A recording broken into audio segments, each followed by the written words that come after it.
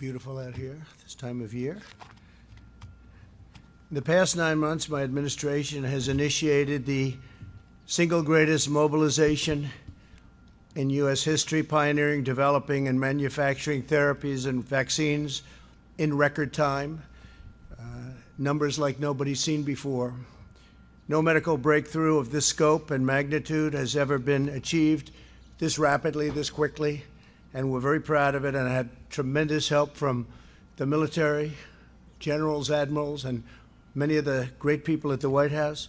Operation Warp Speed is unequaled and unrivaled anywhere in the world, and leaders of other countries have called me to congratulate us on what we've been able to do, and we've helped many countries with their ventilators and all of the problems they were having, and I'd like to congratulate everyone involved in this effort.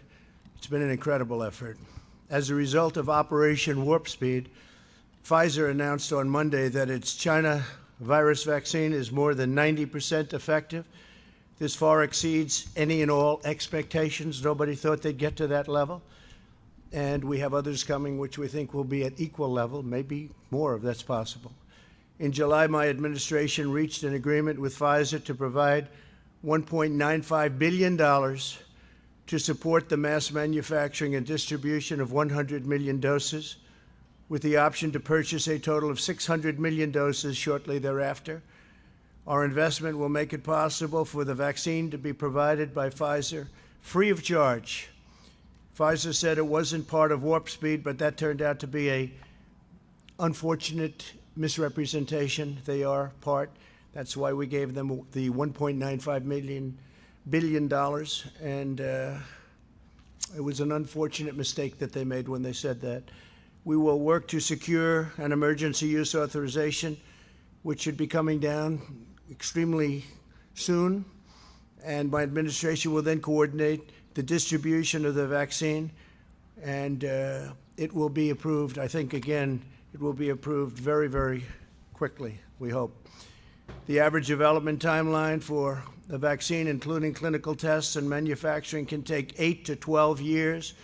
Through Operation Warp Speed, we're doing it in less than 1 year. If you had a different administration with different people, what we've done would have taken, in my opinion, 3, 4, 5 years, and it would have been in the FDA forever.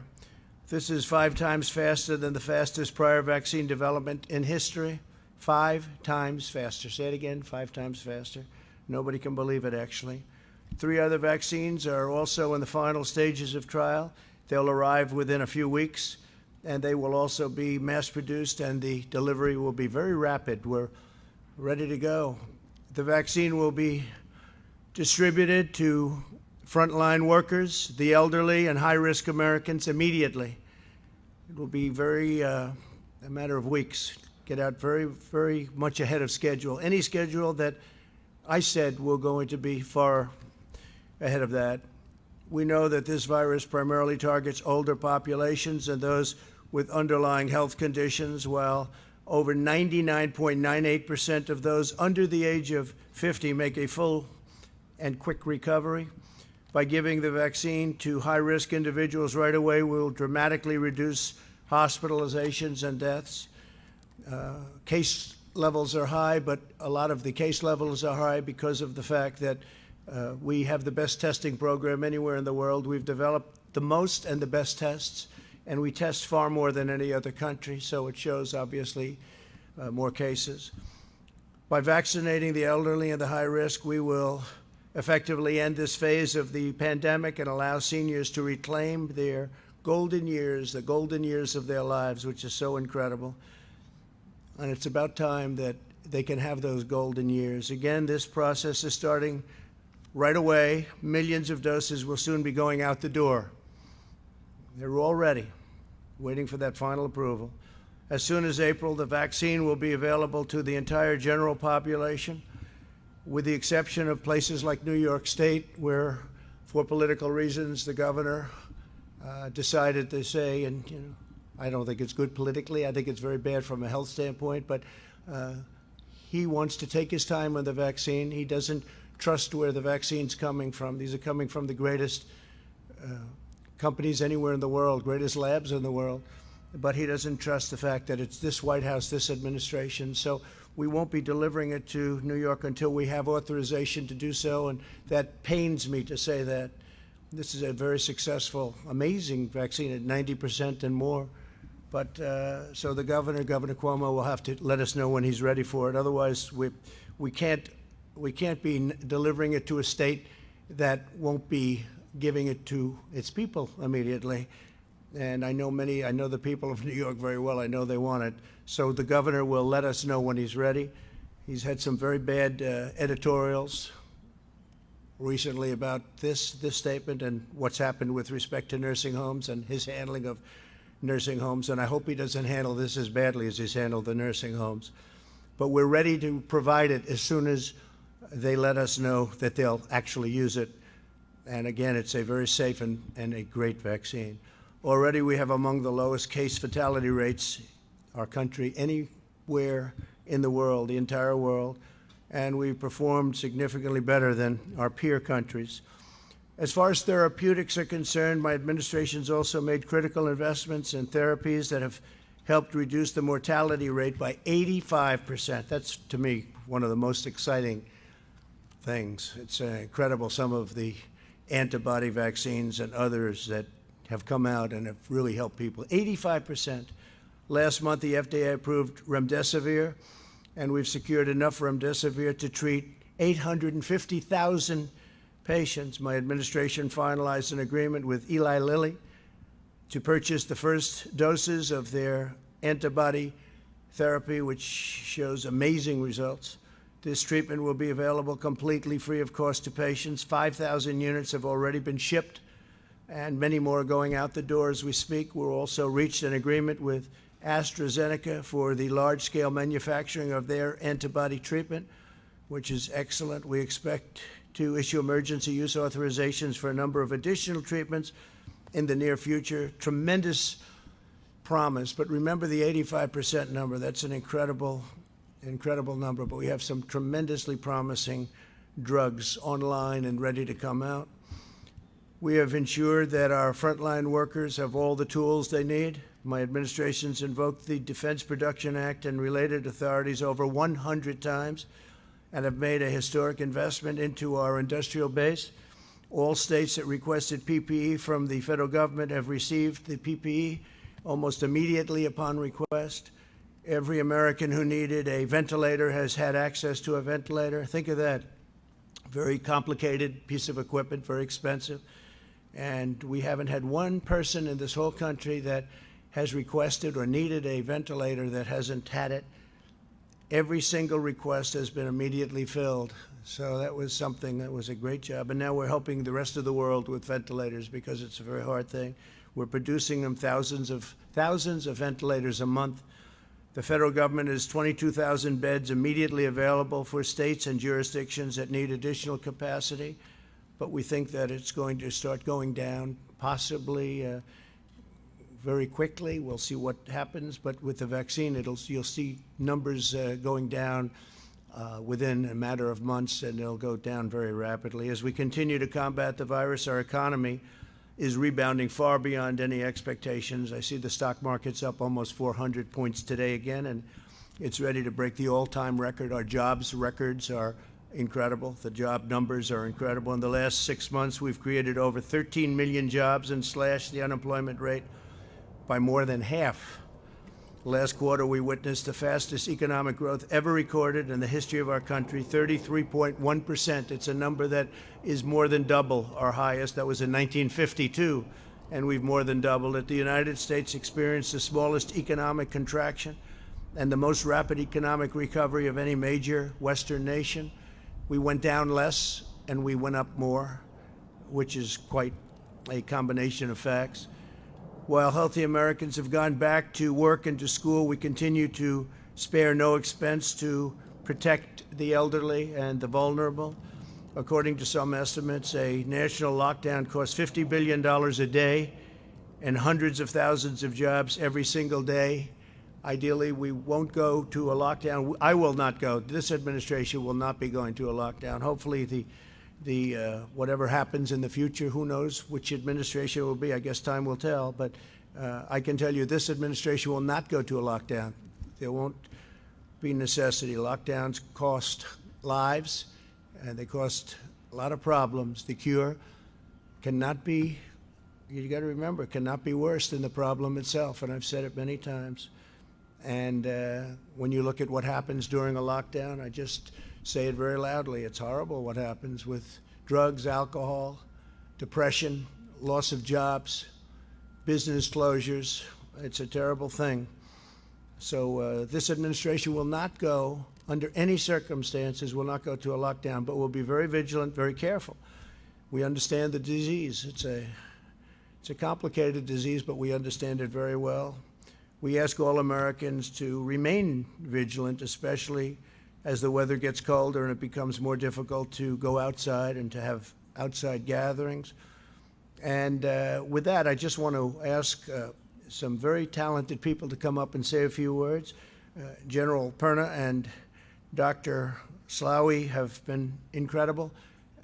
The general is really getting started right now, but he's really, what we don't know and what people don't know, he started putting this all together 6 months ago, and you're going to see some real action. So, General, maybe you'll start it off, and then, Doctor, you'll go right after that. Thank you very much, and then we're going to finish it off with Mike Pence. Okay? Thank you, please. Thank you, sure. Thank you, Mr. President. Hi, everybody. So Operation Warp Speed's mission is to enable and accelerate the development of vaccines and therapeutics to help control the COVID-19 pandemic and save lives.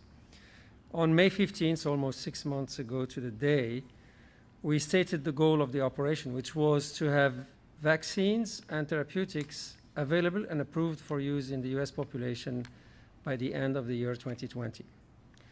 We said then that while very challenging, the goal was credible and therefore was worth trying with the best, our best to achieve it.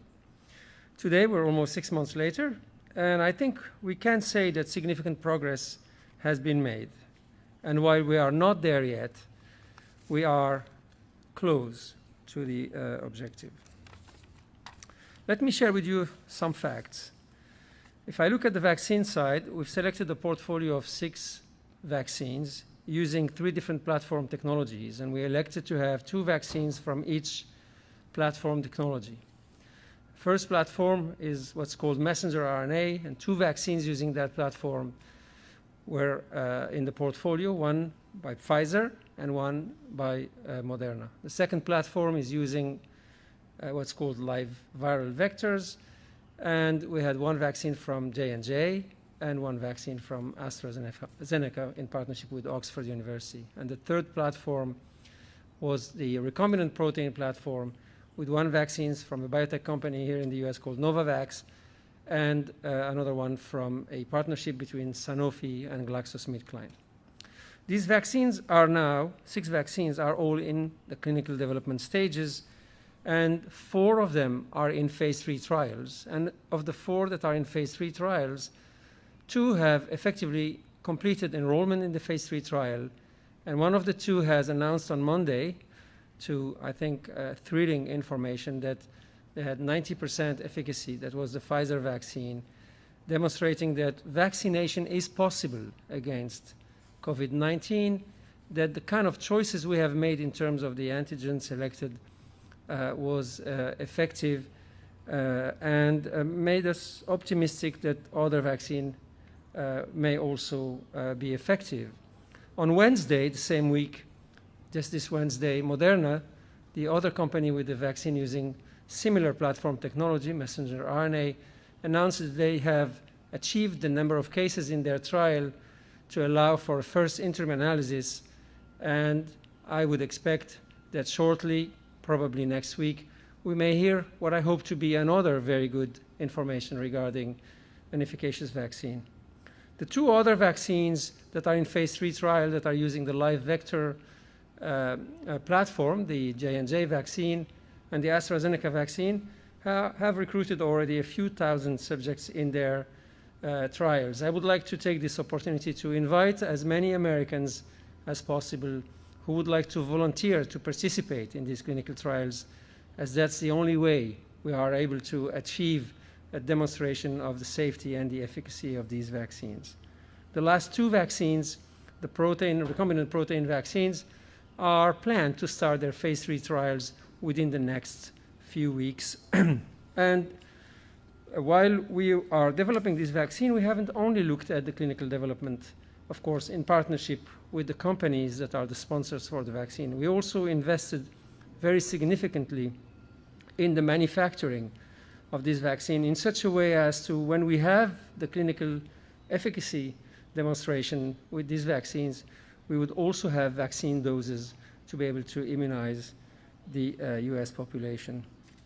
So the two vaccines that are completing their phase 3 trial are likely to be filing their files with the FDA for a potential emergency use authorization within the next few weeks. And hopefully, if approved, they could be used for immunization in the US population in the month of December. And we plan to have enough vaccine doses available for use in the US population to immunize about 20 million individuals in the month of December, and another 25 to 30 million per month on an ongoing basis from there on. And as of the month of February or March, if we have more vaccines approved, such as the live vectored vaccine, we may be able to immunize a larger number of Americans on an ongoing basis per month. Operation Warp Speed didn't only focus on vaccines. We also looked at therapeutics, and we have worked with a number of companies developing monoclonal antibodies, in particular, that are able to neutralize the virus. As Mr. President said, we have announced partnerships with Eli Lilly, with Regeneron, and with AstraZeneca. And on Monday, Eli Lilly's monoclonal antibody was granted an emergency use authorization to treat patients that are infected and at risk of hospitalization. The Regeneron monoclonal antibodies have been also filed for emergency use authorization, which is currently under review and is potentially reaching approval within the next few weeks.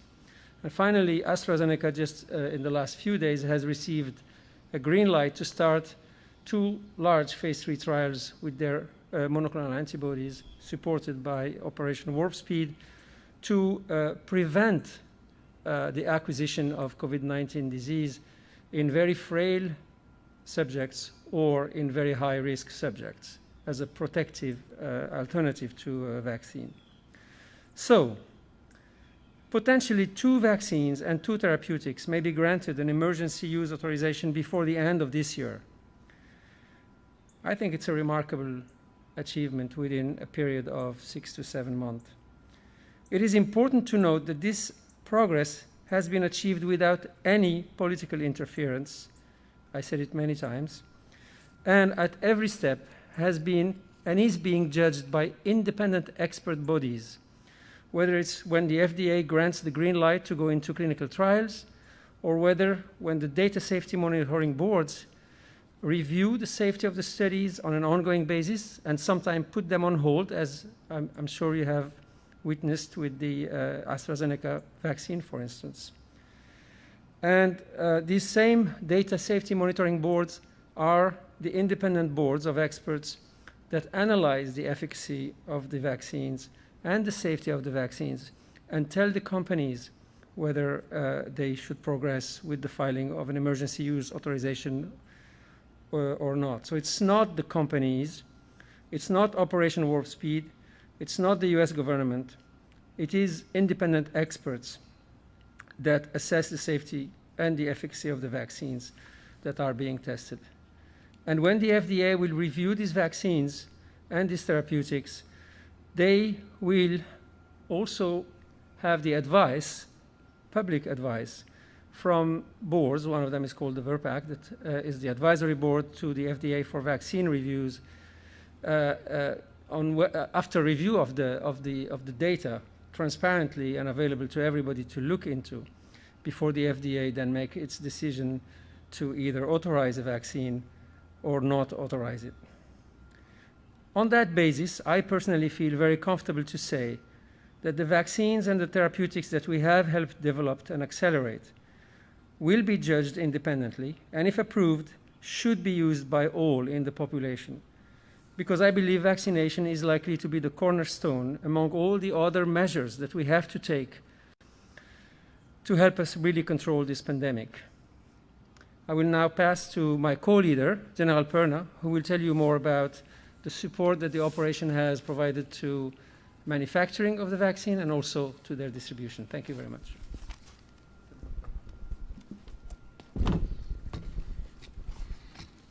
Mr. President, thank you for allowing me to continue service of our great nation as the co-leader with Dr. Moncef Slaoui on this mission.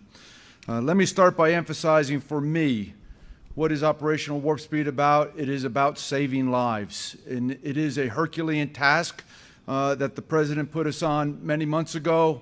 And as Dr. Slaoui just laid out, we are making steady progress and we are ready to execute. Through the whole of American approach, we have leveraged the best of nation in federal government, local, states, industry, and academia to expand the capacity and capability to achieve our mission. It has been powerful. We have capitalized on the best contracting, logistics, and planning experts available to synchronize and integrate all phases of the operation, from development of the vaccine, manufacturing of the vaccine, and finally distribution of the vaccine. 6 months ago, the capacity did not exist in our nation's pharmaceutical production base. We went to work building brick and mortar manufacturing facilities, bringing in the right specialized machinery and equipment, and prioritizing supply chain materials through the Defense Production Act. Today, we expect to have tens of millions of doses immediately following EUA, and we will distribute them as soon as the FDA applies the EUA. We will do that within 24 hours of the EUA. We are harnessing the strength of commercial industry and the existing vaccine delivery capabilities and infrastructure. Our nation deserves this. Vaccines will be allocated pro rata by population so that we ensure fair and equitable across. We need the states who are part of the planning to accept the vaccine. We are working closely along with the CDC, the 64 jurisdictions and states to ensure vaccine can safely and quickly get to those who need it first. And then we have plans to ensure that it spreads exponentially across our country and that no place is left without a vaccine. At the end of the day, our success is going to be judged by the availability of the vaccine as shots go in arms. It is the partnerships we have formed with the pharmaceutical companies like Pfizer and Moderna, distribution companies like McKesson, FedEx, and UPS, and pharmacies like CVS and Walgreens that have agreed to do things differently, to think, how can we get this to the American people in the most rapid and expeditious way? We will be successful because of this all of America approach, this collaboration, this effort that everybody is leading towards. I will end where I started. This is about saving lives, the lives of the great American people. And we will not rest until we are successful and that we have irreversible momentum to returning our nation back to normal. Thank you, Mr. President. Thank you, General, very much. Great job. Alex, please.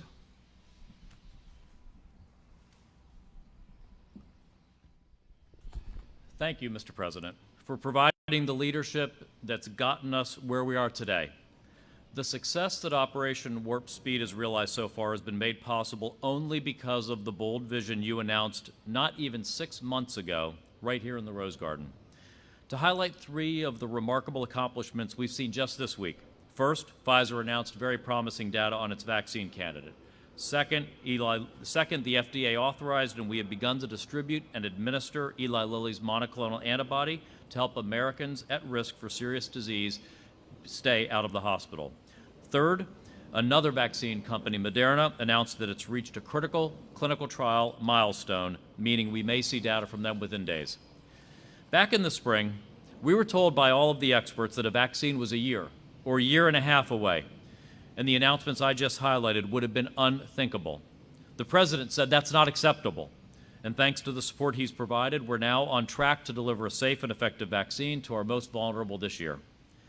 As I worked with the President to assemble this team and organize this effort, his support was indispensable at each step of the way.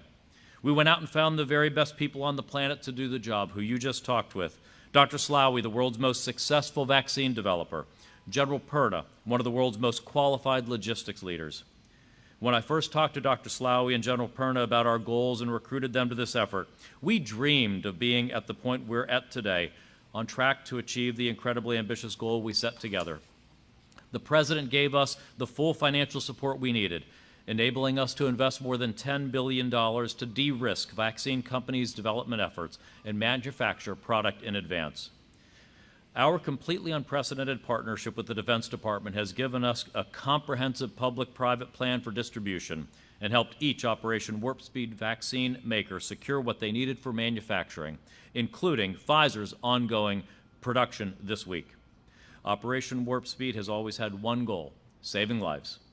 The President has given OWS the independence it needs to achieve that goal and ensured that we're following the procedures that Americans expect for any medical product they take. At every step, ensuring patient safety has been our top priority. This process has been driven solely by science and data. So it's a shame that some, one example being the governor of New York, have actually injected politics into the process and suggested the possibility of intentionally delaying access to an FDA-authorized vaccine, which is simply unconscionable.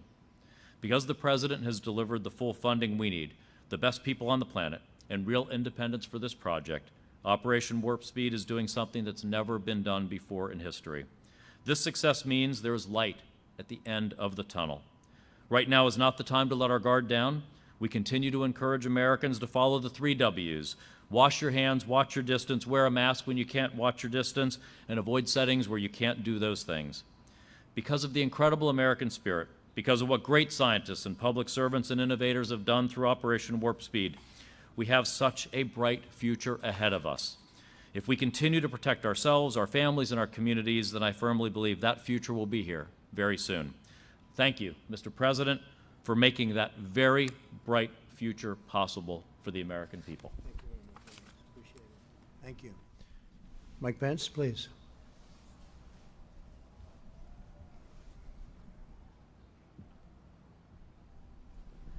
Well, thank you, Mr. President, and on behalf of the White House Coronavirus Task Force, I was grateful to just have a few minutes today to commend the team of Operation Warp Speed.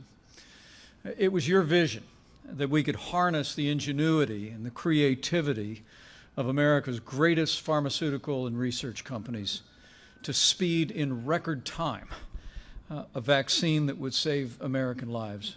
You told the American people that we would have a vaccine before the end of the year, and some scoffed at that timetable. But I can tell you the team on Operation Warp Speed didn't. These great research companies didn't. And as you've articulated here, Mr. President, the American people can be comforted with all the news this week that help is on the way, that literally pending FDA approval of the Pfizer vaccine and perhaps very soon another vaccine that will be submitted by Moderna and even other companies that before the year is out, we'll be able to administer a vaccine to tens of millions of Americans, as you've said, Mr. President, beginning with those most vulnerable, beginning with our seniors all across this country, beginning with our healthcare workers and first responders at the point of the need. It is an unprecedented medical mobilization, the greatest in the history of our country, and I join you in commending this team. Let me also say, Mr. President, that the White House Coronavirus Task Force will be meeting with our nation's governors in our regular conference call this Monday. We'll be reviewing with them the progress on the development of a vaccine, our plans for distribution, but we'll also be reviewing each and every state's specific plans for distributing the vaccine. Continue to urge governors to have those plans developed and prepared and ready for immediate implementation. And finally, Mr. President, as we see cases rising around the country, as we see hospitalizations rising around the country, I want to encourage the American people with the news that as we have done from the very beginning, we're going to continue to move heaven and earth to make sure that your family has access to the level of health care that we'd want any one of our members of our family to have. I spoke to FEMA today, and as we heard reported at our last task force meeting, Mr. President, we're receiving requests from states for PPE, for personnel, but we're meeting all of those requests. And according to our team on the ground, we continue to believe that we'll be able to meet the requests for PPE and equipment, both from the Strategic National Stockpile, also from the commercial market, to make sure that those needs are all met. And the American people can also be confident because of the system that you established, that since this past July, we're actually able to track PPE, gowns and gloves and N95 masks on a hospital-by-hospital basis. So we can continue to deliver, as you said, Mr. President, on that extraordinary record in America where no American who's ever required a ventilator has ever been denied a ventilator. No American who's ever required an ICU bed has ever been denied an ICU bed. So the good news today through Operation Warp Speed, Mr. President, is help is on the way. It's on the way right around the corner. As one of the members of our task force said recently, the cavalry is coming. But we want to encourage every American that we're going to continue to make sure that our healthcare system has the resources to support the equipment and supplies that they need. And we also, Mr. President, as we see cases rising, particularly in the heartland of this country, but in communities all across America, we encourage every American, as the Secretary did and as you have, continue to practice good hygiene, wash your hands, practice social distancing, wear a mask when that's not possible. We all have a role to play. We all know what to do to protect the vulnerable, to look after our families and our neighbors and friends. And we encourage every American, with all the good news this week, to continue to be persistent in putting the health of yourself, your family, your neighbors, co-workers, and friends first. And we'll get through this, and we'll get through this together. Thank you, Mr. President. Thank you very much, Mike. And thank you, everybody. Thank you very much.